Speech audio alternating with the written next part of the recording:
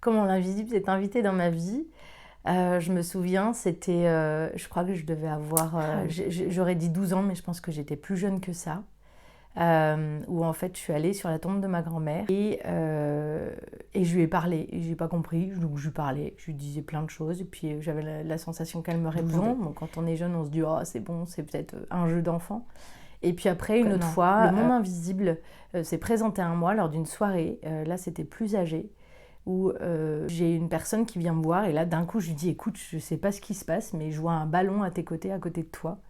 Et il y a un petit enfant. Et là, elle se met à pleurer. J'ai un peu paniqué, j'avoue. Je me suis dit, zut, qu'est-ce que j'ai fait? Et elle m'annonce qu'en fait, c'est son petit frère de 9 ans qui était là et qui était décédé. Et qu'il adorait le basket. Et là, je reçois tout de suite un message pour elle que je lui transmets directement en mode, mais en fait, il veut juste te dire qu'il t'aime très fort et qu'il est très fier de toi.